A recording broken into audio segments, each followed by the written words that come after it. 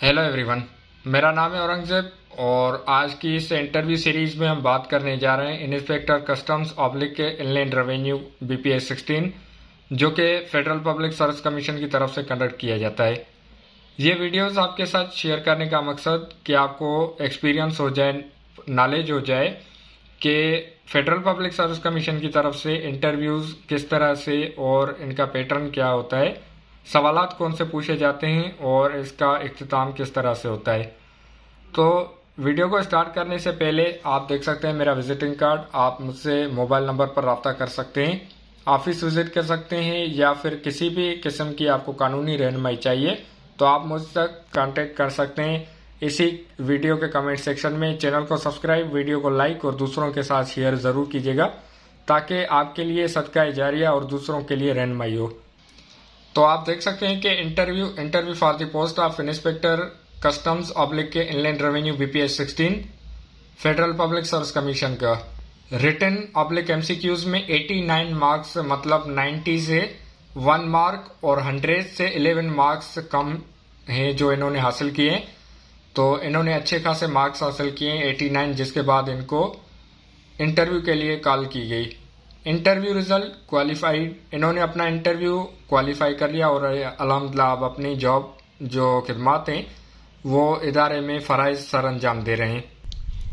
Interview panelist 2+1 मतलब federal public service commission के chairman साहब के साथ 2 मेंबरान और भी थे, APSC members and 1 departmental officer DD जो कि डिप्टी डायरेक्टर या फिर जो डिपार्टमेंट के रिप्रेजेंटेटिव होते हैं कस्टम्स डिपार्टमेंट के, और ये फेडरल बोर्ड ऑफ रेवेन्यू के अंडर काम करते हैं। तो ये इंटरव्यू चेयरमैन की तरफ से स्टार्ट हुआ जिसमें उन्होंने कहा कि बेटा आप अपना इंट्रोडक्शन करवाएं। क्वेश्चन नंबर 1 इनका जो था वो इंट्रोडक्शन के मुतालिक था। तो इन्होंने बड़ा ही सिंपल अपना इंट्रोडक्शन करवाया जिसमें इन्होंने नाम बताया, नेम के बाद फादर नेम के बाद लास्ट डिग्री के बाद ये जो अभी करंट जॉब या जो प्रोफेशन या इनकी जो नौकरी है वो कर रहे हैं उसके मुतालिक डिस्कशन हुई। अब इंट्रोडक्शन का एक आपको मैं सैम्पल बताता हूँ कि जैसे मेरा नाम है औरंगजेब और वलद, अब मैं अपने वाले साहब का नाम नहीं बताना चाहता। उसके बाद जो मेरी लास्ट डिग्री है LLM मास्टर ऑफ लॉज जो कि एमफिल के इक्वल है। अभी मैं PhD कर रहा हूँ लॉ में। और करंट प्रोफेशन मेरी practising advocate here in Karachi Sindh में मैं अपनी जॉब परफॉर्म कर रहा हूँ एज एन एडवोकेट, मैं प्रैक्टिसिंग लॉयर हूँ। तो इस तरह से आपने अपनी करंट जॉब या जो आपका प्रोफेशन है उसके मुतालिक बताना है। चाहे आप कोई भी धंधा कारोबार कर रहे हैं, रोज़गार हो आपका, तो वो आपने बिल्कुल बताना है, छुपाने की कोई भी ज़रूरत नहीं है बिल्कुल भी कि आप कोई भी कारोबार कर रहे हैं या जॉब कर रहे हैं या कोई भी सरकारी या प्राइवेट सेमी गवर्नमेंट जॉब कर रहे हैं तो उसका जिक्र आपने लाजमी करना है ताकि आपके जो हक़ाइक़ हैं वो बिल्कुल सामने इदारे के आ जाएं। क्योंकि फिर बाद में जब सिक्योरिटी क्लियरेंस होती है तो उसमें अगर कोई चीज़ कवर की जाती है, आपकी तरफ से छुपाई जाती है, तो फिर वो आपके लिए नेगेटिव जाती है। उसके बाद जो थर्ड क्वेश्चन था कैंडिडेट से एस्पायरेंट से, वो कुछ इस तरह से था कि do you know job responsibilities. Job responsibilities के बारे में क्या आपको कोई जान या फिर पहचान है, क्या आपको नॉलेज है, इल्म है कि जो कस्टम्स इंस्पेक्टर कस्टम्स या इनलैंड रेवेन्यू जो BPS 16 की जॉब है उस जॉब की रेस्पॉन्सिबिलिटीज़ क्या हैं। तो यहाँ पर मैं आपको बताता चलूँ कि जब आप अप्लाई करते हैं फेडरल पब्लिक सर्विस कमीशन में तो उस वक्त आपको जो आपका फॉर्म होता है वहाँ पर रेस्पॉन्सिबिलिटीज़ बताई जाती हैं, ड्यूटीज़ एंड रेस्पॉन्सिबिलिटीज़। तो वो आपने नोट कर लिए। नोट करने के बाद फिर आपको पता होना चाहिए या फिर आप अपने पास लिख कर रखें ताकि जब आप रिटन क्वालिफाई कर जाएं और आपको इंटरव्यू के लिए बुलाया जाए तो आपको पता हो कि जॉब की रेस्पॉन्सिबिलिटीज़ क्या हैं या ड्यूटीज़ क्या हैं। उसके बाद नेक्स्ट क्वेश्चन जो था वो था कि फंक्शंस ऑफ नेशनल असेंबली, कौमी असेंबली के फंक्शंस क्या हैं, वो किस तरह से काम करती है, या यूँ कह सकते हैं कि defined functions of the national assembly.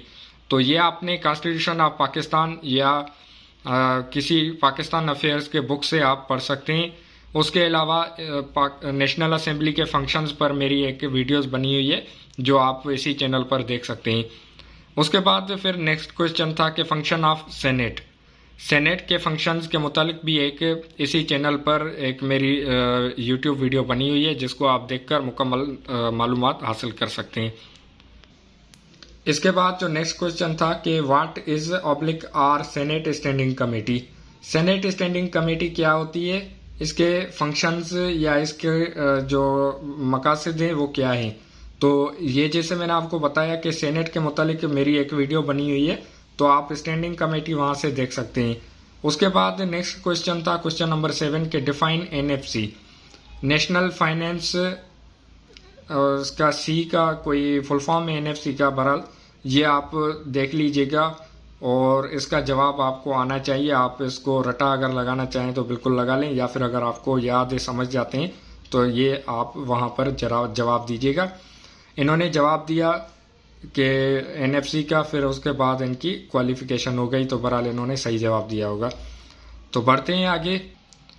उसके बाद जो नेक्स्ट क्वेश्चन था क्वेश्चन नंबर 8 के एनएफसी मेजर इंडिकेटर्स। एनएफसी के मेजर इंडिकेटर्स क्या हैं।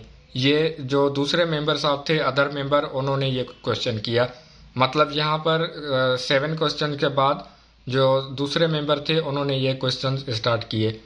क्वेश्चन नंबर 9 के do you know about customs oblique bracket knowledge, के क्या आपको कस्टम्स के मामलात के मुतालिक इल्म है। तो ये जॉब रिलेटेड एक क्वेश्चन है, डिपार्टमेंट के मुतालिक। तो आपने जो आपकी पोस्ट हो, जॉब हो, उसके मुतालिक आपने बिल्कुल तैयारी करनी है। तैयारी के साथ अगर आप जाएंगे तो आप प्रॉपर जवाब दे सकेंगे। जैसे मैंने पहले आपको बताया कि कस्टम्स डिपार्टमेंट में जब हम अप्लाई करते हैं फेडरल पब्लिक सर्विस कमीशन के ज़रिए, तो वहाँ पर इसके जो फंक्शंस, पोस्ट के रेस्पॉन्सिबिलिटीज़, ड्यूटीज़ लिखी होती हैं। उसके अलावा आप इदारे के मुतालिक रिसर्च करके जाएं। नेक्स्ट क्वेश्चन जो था कि question number 10 which district you belong. Which district do you belong, क्या आप कौन से डिस्ट्रिक्ट से ताल्लुक़ रखते हैं। तो आपने अपने डिस्ट्रिक्ट के बारे में बताना है। उसके बाद नेक्स्ट क्वेश्चन था कि प्रॉब्लम्स ऑफ योर डिस्ट्रिक्ट, आपके डिस्ट्रिक्ट में जो मसलों मसाइल हैं वो क्या हैं। यहाँ पर ये सवाल पूछने का मकसद कि मेंबर देखना चाह रहे थे कि वो अपने डिस्ट्रिक्ट के मसलों मसाइल से मुतल्लिक आगाह हैं।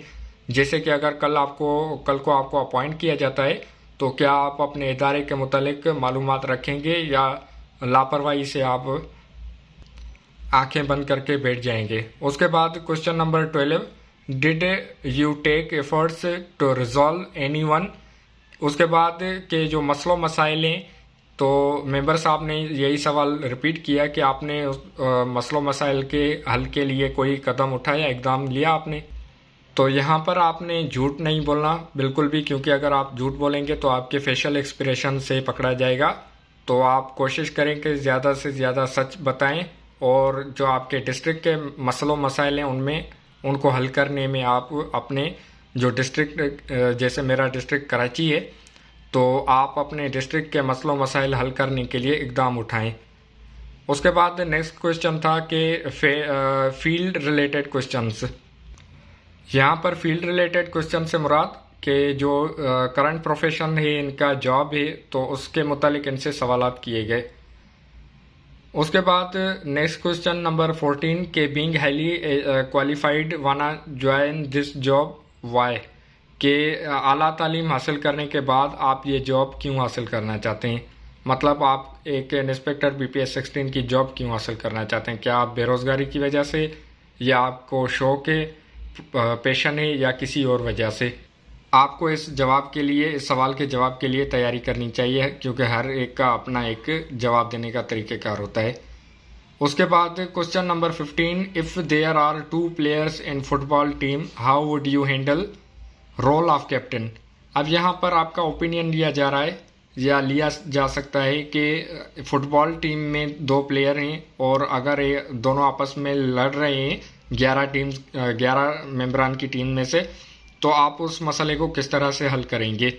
ये आप कह सकते हैं कि IQ रिलेटेड एक क्वेश्चन है, जो कि कस्टम्स इंस्पेक्टर के लिए पूछा गया है। यहाँ पर आपकी सलाहियत जांचने की कोशिश की गई है या की जाती है। नेक्स्ट जो क्वेश्चन था कि व्हाट आर योर क्वालिटीज़, आपकी क्वालिटीज़ क्या हैं। आपको पता होना चाहिए कि आपकी क्वालिटीज़ क्या हैं। मिसाल के तौर पर कि आप मामलात को इंतहाई कॉन्फिडेंस के साथ हल करते हैं, या जो परेशानियां होती हैं उनको ख़त्म करने की कोशिश करते हैं। अगर कोई मसला मसाइल हो जाते हैं तो उनको इंतहाई महारत के साथ आप हल करने की कोशिश करते हैं। ये इस तरह की क्वालिटीज़ आपने बतानी है, वहाँ पर अपने आप में पैदा की हुई क्वालिटीज़ का जिक्र करना है। अब यहाँ पर जो जिसका इंटरव्यू था मेरे स्टूडेंट कैंडिडेट का, उसकी तरफ से आपके लिए एक एडवाइस कि लिसन फुली देन रिप्लाई, के मतलब जब आपसे सवाल किया जाए तो सवाल को मुकम्मल सुने, उसके बाद आप जवाब दें। मतलब दरमियान में आप ना बोलें और पूरी बात सुनने के बाद आप रिप्लाई करें। नेक्स्ट के do not reply oblique answer wrongly, कि आप गलत सवाल का गलत जवाब ना दें। कोशिश करेंगे कि अगर आप तुक्का लगा रहे हैं तो कोई अच्छा सा तुक्का लगाएं, इस तरह से ना हो कि आप गलत जवाब दें और ये आपके लिए एक नाकारा साबित हो जाए, आपके खिलाफ जाए। Dress code which suits you, dress code आपने इंटरव्यू के लिए कौन सी ड्रेस पहननी है ये आपके ऊपर डिपेंड करता है। इस दोस्त ने पैंट शर्ट पहनी थी, तो ये अपने बिल्कुल रिलैक्स होकर गए थे। इनकी जो पैंट थी वो सुरमाई कलर की एक पैंट के ऊपर इन्होंने वाइट शर्ट पहनी थी। उसके बाद बी काम रिलैक्स नो प्रेशर, आप बिल्कुल आराम से जाएं, रिलैक्स होकर बैठें और प्रेशर लेने की बिल्कुल भी ज़रूरत नहीं है। बिलीव इन यूर सेल्फ, अपने आप में भरोसा रखें, यकीन करें खुद पर कि आप कर जाएंगे। अगर नहीं भी कर पाते तो आपने इस तरह से परेशान नहीं होना कि ये कोई लास्ट जॉब है या आखिरी, इसके अलावा आपकी ज़िंदगी ख़त्म हो जाएगी। मायूस कुफर है, मायूस बिल्कुल भी नहीं होना। ये सारे मवाद आपके सामने इस वीडियो की मदद से पेश करने का मकसद कि आपकी हौसला अफजाई करना, आपको तजुर्बा शेयर करना आपके साथ, और आपको पता चले कि फेडरल पब्लिक या Sindh public service commission, Punjab public service commission, Balochistan public service commission या KP public service commission AJK, या इस तरह से कोई भी जर्नल एग्जाम्स कंडक्ट किए जाते हैं अगर किसी भी प्रोविंस में, फेडरेशन में, तो आपको इंटरव्यू के वक्त परेशानी का सामना ना हो।